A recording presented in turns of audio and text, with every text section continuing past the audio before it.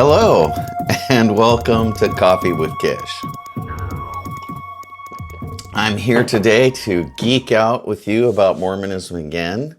Today I'm going to talk about a rather controversial topic, baptizing Hitler. Can you believe it? Mormons baptized Hitler. Well, it's not exactly what it sounds like. Did Hitler get baptized into the Mormon church when he was alive? No. But Mormons perform what they call sacred ordinances for people who are dead. In fact, that's one of the things that happens in the Mormon temple. Now, before that, you get the idea that something really creepy is going on and that Mormons are digging up dead people and baptizing them. They baptize the dead and do other sacred ordinances for the dead by proxy, which means that a living person is baptized in the name of the dead person. Now, that's not all that happens in the temple. Lots of sacred ordinances for the living occur in the LDS temples as well. For example, people are married for eternity, for time and eternity, which means that if they're righteous, if they live up to their covenants with God, then spouses will be joined together for eternity. And a lot of people join the LDS Church partly because they think that sounds like a really romantic idea. So I guess they're happily married, right? So the idea of baptizing Hitler probably strikes you, and I would say rightly so, as a really repugnant thing to do. Why would Mormons go out of their way to baptize Hitler? Well, Mormons actually think that everyone needs to be baptized. And they've gotten into some hot water, for example, for performing ordinances by proxy for Jewish people.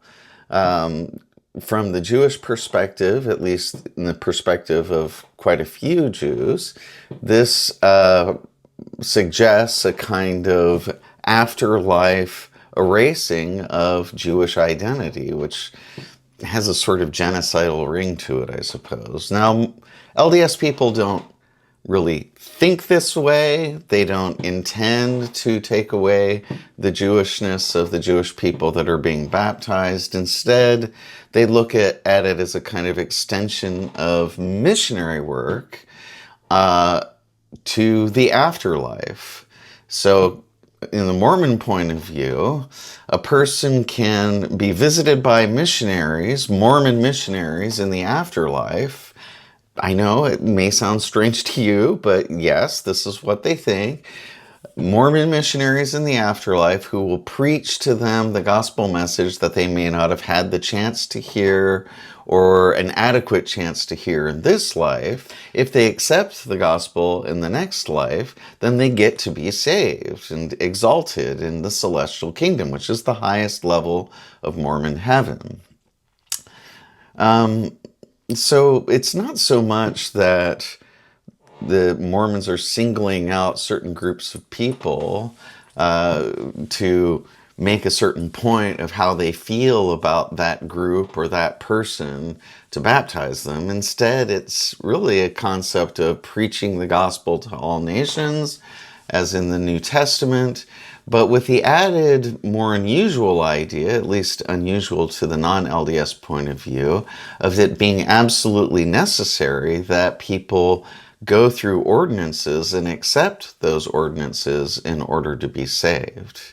So Mormons are big on the idea of priesthood authority and the saving ordinances that basically enable people to enjoy the full measure of salvation and exaltation in the next life. So from the Mormon point of view, everybody has to be baptized, and that baptism has to happen in the earthly sphere, okay? It can't be like, okay, your spirit would be baptized in heaven. That's not how the Mormon universe works. Now, you have to be baptized on earth. And so the only way to get around the problem of, you know, being able to accept the gospel in the next life, but having to get an earthly ordinance in order to fully be saved, you perform an ordinance by proxy, and the person in the next life accepts it. Now, you can say no. The fact that Mormons here went to the temple and baptized you doesn't mean that the Mormons also believe that everyone in the next life is automatically baptized without their consent. No, the people in the next life, according to the Mormon point of view, because Mormons are big on freedom of choice. Mormons believe that you exercise your freedom of choice, you choose between right and wrong, and you kind of live with the consequences of those choices, with Jesus Christ making it helping you with a sort of cosmic eraser to change your life if you've made mistakes.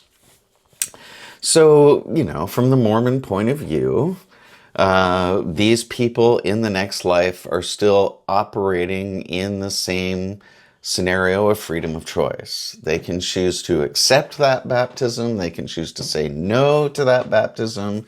So the fact that the Mormons have baptized Hitler many times doesn't mean that Hitler accepted that baptism. And my guess is Hitler probably didn't.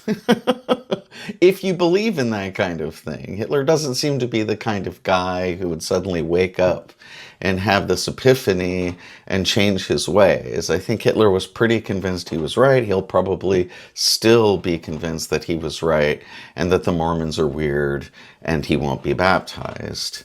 And similarly, I imagine that in the Mormon scheme of things, they can imagine happy, satisfied Jews, Muslims, atheists, etc. in the afterlife who continue to choose not to accept Mormon baptism.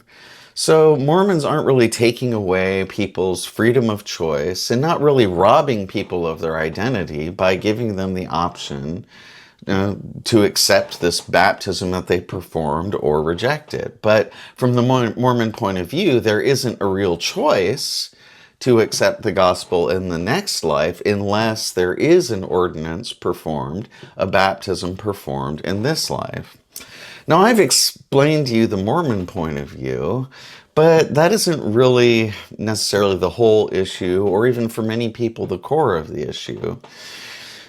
For many people, the core of the issue is, what does this ordinance that you're performing in this temple in secret, without my consent, like you're baptizing my ancestors, conceivably you'll be baptizing me, you never asked me about this, and so I find it offensive that you would do this, that you would be so presumptuous.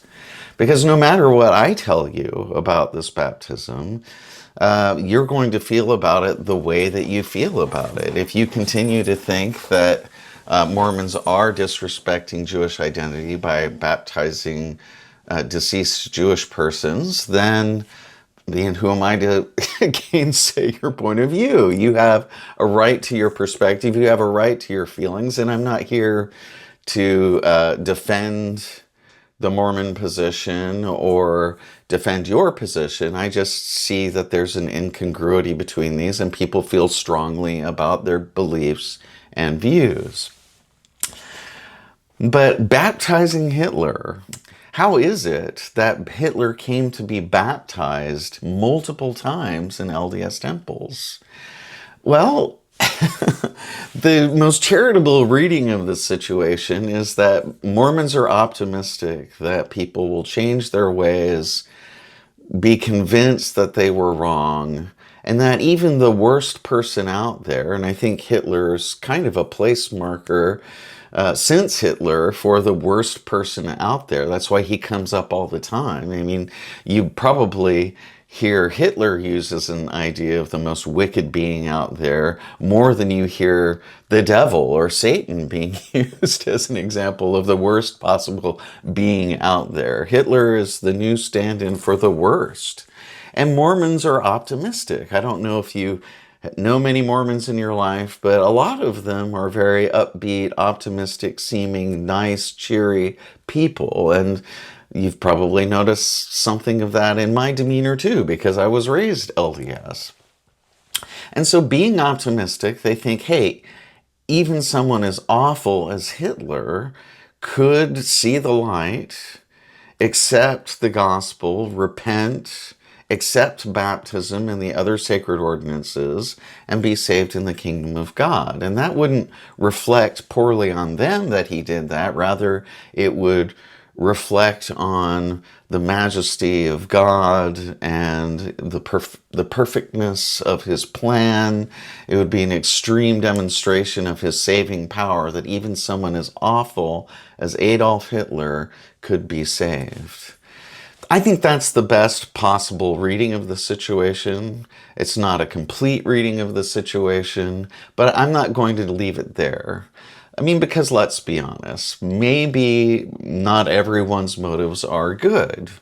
What's another reason why Hitler was baptized so many times? Well, Mormons do have a penchant or a penchant for baptizing or performing ordinances for famous people. And so, the founders of the United States of America have been baptized many times, and Elvis has been baptized. And so people who are famous, celebrities, important people in history, all of these people have had their ordinances performed for them. And, I think Mormons like we all do, we like the sense of affirmation that we get from finding ways to attach ourselves to the identities of famous people. And so you get these weird stories out there about Elvis's Book of Mormon, and that he read the Book of Mormon, and that he really liked the Book of Mormon. And so, everyone who loves Elvis and they're Mormon, they think, oh, wow, isn't that great? Elvis, he really understood that Mormonism was true. And Howard Hughes would be another example. There's the famous story of Howard Hughes's bodyguard and the forgery that he engaged in. It's not really a flattering story, but Howard Hughes liked to hire Mormons, evidently, and Mormons, they gained some sense of affirmation from the fact that Howard Hughes liked hiring Mormons. Probably because he felt they would be loyal and that they would be upright and that he could trust them and that they would be obedient to him. But I'm just trying to get the point across. When you see, okay, Mormons baptizing Hitler, and you think, what kind of sense does this make? I think one lens we can look at this through is the lens of the Mormon interest, which is also a very American interest in celebrity culture. And Hitler may be an awful celebrity, but he's a famous person. And of course, the Mormons are going to baptize him just like they baptized their own dead relatives who weren't members of the church in their lifetime. We also have to ask ourselves the question, are there any dark motives for baptizing Hitler? And I think there are for some people. There are Mormons of all kinds. And yes, there are even some Mormons out there who are probably secretly awful people who actually like Adolf Hitler. And I don't know, maybe you're one of those people. I like to think that my viewers select me because they aren't those kinds of people. But, there are people out there who think Hitler was a great guy. And I'm sure a few of them are Mormon. And so they think, well, I want Hitler in the celestial kingdom with me. Somehow, oddly, they think that being like Hitler is some kind of bonus for getting into the highest level of heaven. I think certainly not, but quite the opposite. And yet this might be a reason why Hitler would be baptized. Because it was the case, and I think more so in the past than now, that white supremacists racists found a refuge, or felt they had a refuge in the Mormon Church because of certain of its policies before 1978.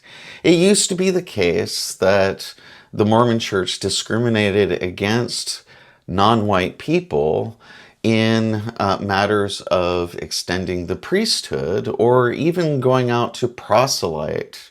So the LDS Church before 1978, when the prophet Spencer W. Kimball received a revelation from God that ended this discrimination and extended the Mormon priesthood to all worthy males. And the idea was that all men who kept the Mormon rules and were baptized could receive the priesthood. That had not been so in the past. And so Mormons didn't go out looking for converts from among non-white peoples, particularly black people, but also, maybe some others as well. And they were pretty scrutinizing about it. If you had any African ancestry, even though you looked white, then that would disqualify you from having the priesthood. And so this is really a horrible policy. Was it a doctrine? I think history bears out that there was a time when even the top leaders of the LDS Church considered this a point of doctrine. Today, this is rejected. It's not considered a doctrine. It's looked at as part of the unfortunate past. Some people treat it as a mystery and still accept the idea that God didn't want, for whatever reason, for a time, or he wasn't extending the priesthood to all people on earth for a time. And they have these theological explanations that I don't really think much of, and I'm not going to get into here. But the point is, there was a time when the LDS Church discriminated against black people, in particular in this way, and so racists thought that the Mormon Church was a great refuge for them. And so these people celebrating and really affirming their own viewpoints as racists probably looked at Hitler as an exemplar, as a person who got things right. And so they would go out of their way to baptize Hitler in the temple. And the church really exercised no control over who received ordinances or the people for whom ordinances were performed in the temple. They just took the names, did the ordinances, and just continued doing them. And temples didn't have records that other temples could see, so someone baptizes Hitler in LA, another person baptizes Hitler in the DC temple, another person baptizes Hitler in the Salt Lake temple. One doesn't know that the other's done it, and soon there have been multiple ordinances performed for Hitler. But now, thanks to computers, and the Mormons are excellent record keepers, now the LDS Church does a better job of tracking who's baptized, and they're more scrutinizing of who gets to baptize or perform other ordinances for whom in these temples. That doesn't mean that everyone goes in to the temple with pure motives. You can't read people's minds. You can't know their hearts. But I would guess that there's going to be a lot fewer instances of people like Hitler being baptized going forward. And I hate to say it, probably partly just because that work has already been done. There's no good reason to perform the ordinances over and over again. But this raises another problem. We only know of so many people by name who've lived on the earth. And so one of the reasons why people are baptized over and over again is that you just run out of names. And so who are you going to do ordinances for now? The Mormons are told to go to the temple on a regular basis and participate in the ordinances and do work for the dead. That's the phrase they use of these proxy ordinances. They call it work for the dead. They pay tithing and live the Mormon commandments, like not drinking alcohol or drinking tea or smoking, so that they can get their temple recommend, so they can go into the temple and perform ordinances on behalf of those who have passed away, work for the dead. Well, what do you do? What do you do when you run out of names? And I don't think, we've run out of names in an absolute sense, but really they only have access to so many records. And, is this really a problem? I don't know. This is a problem that's often raised. It's an explanation that's often given for why people are baptized over and over and over again. I think going forward with so many billions of people living on the planet, that there will be many, many names for Mormons to baptize for and do other ordinances for in the future. But I could see how it's difficult to get a hold of records, particularly for names deep in the past, and why you might run out and yet still want to go to the temple, still want to enjoy that spiritual atmosphere. And so people, even Hitler and like George Washington, the good guys too, will be baptized many, many times. I don't know what to say about the controversy. I think the LDS Church should be more careful, perhaps, in how it handles these proxy ordinances, because I don't think it's a good idea to ignore how other people feel about these things. So what about the controversy that exists concerning these ordinances? Well, I don't know that there's going to be an easy answer, because the LDS people feel like God has commanded them to do these proxy ordinances. They are very eager to help those who have passed to the next life, accept the saving ordinances, accept the gospel, and they also like going to the temple. But I think that the LDS Church probably has to find a way, should find a way, to try to be more sensitive and accommodating of the feelings of those who feel trampled upon when the LDS Church is performing baptisms for their people and almost seeming to disrespect them. And I know the LDS people don't feel like they're disrespecting them, but just because they feel that way doesn't mean that others won't feel disrespected and won't feel like this is somehow an erasure of their community's identity. Can't solve that today, but it is, I think, a genuine problem. So baptizing Hitler, yes, it happened. It happened many times in the LDS temple, and there are many reasons for that, I would argue, but I don't think it's a good look that you baptized Hitler. Thank you for joining me for another Coffee with Kish. Please like and subscribe, and I'll see you next time.